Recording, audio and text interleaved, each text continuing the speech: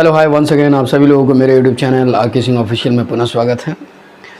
आज जो वीडियो मैं अपलोड करने जा रहा हूँ, इसमें आप लोगों को मैं ये बताना चाह रहा हूँ कि हमारे जितने भी डियर स्टूडेंट हैं उन लोगों को जब आप लोग रीड करते हो, इंग्लिश टेक्स्ट बुक जो रीड करते हो, उसमें जब आपको मौका मिलता है कि इसको हिंदी करके किसी को बताने के लिए, किसी को समझाने के लिए, तो उस समय आपको प्रॉब्लम होता है। तो आखिर ये प्रॉब्लम की वजह क्या है? तो कोई भी काम करे तो सबसे पहले आई थिंक वहाँ पे ये चीज़ देखे कि प्रॉब्लम कहाँ हो रही है और प्रॉब्लम क्यों हो रही है। बस उस प्रॉब्लम को सॉल्व कीजिए, आपका पूरा प्रॉब्लम सॉल्यूशन हो जाएगा।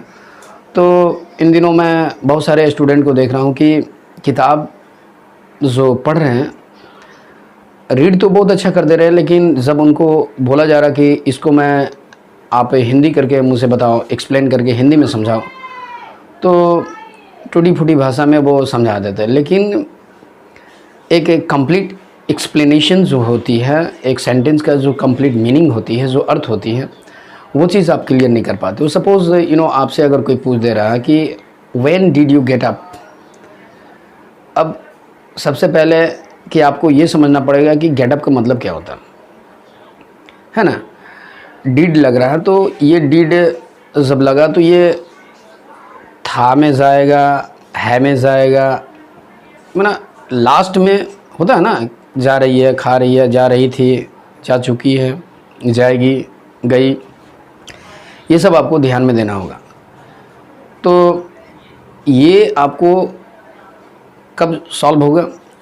तो फर्स्ट ऑफ ऑल आपको मैं ये बताना चाह रहा हूँ कि जो भी डिफ़िकल्ट वर्ड है उस लेसन का डिफ़िकल्ट वर्ड सबसे पहले आप याद करने की कोशिश करो।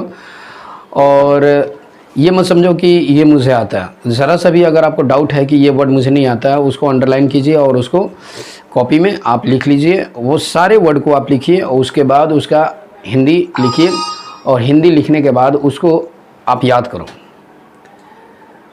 और जब याद कर लोगे तो जैसे ही आप रीड करोगे ना, तो ऑटोमेटिक है, आपको एकदम बिल्कुल पानी में जैसे तेल जो होता है ना ऊपर में दिखता है ना, उस तरीके से आपको उस लेसन का जो अर्थ है, हिंदी है, वो समझ में आ जाएगा। और बाकी जो मैं ट्रिक्स बताऊंगा उसको फॉलो करना होगा।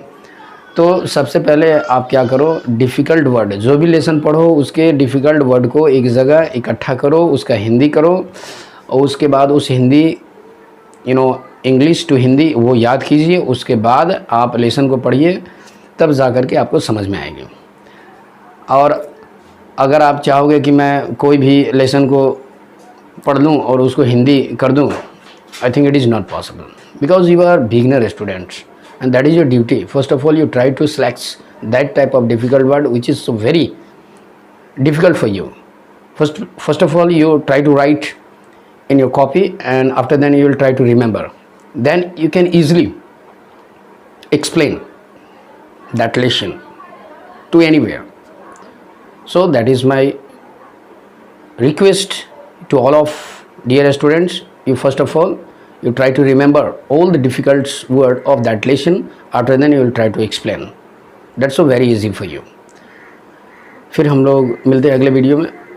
तो जो मैं काम बताया वो काम करो, और उसके बाद हिंदी लेसन को करो, आराम से आप हिंदी कर सकते हो, ठीक ना। और बाकी मैं तो हूँ, मैं हूँ किस लिए? आपको अगर नहीं आएगा मैं बताऊँगा, मेरा काम है बताना, और आपका काम है समझना, उसके बाद दूसरे को समझाना। फिर मिलते हैं।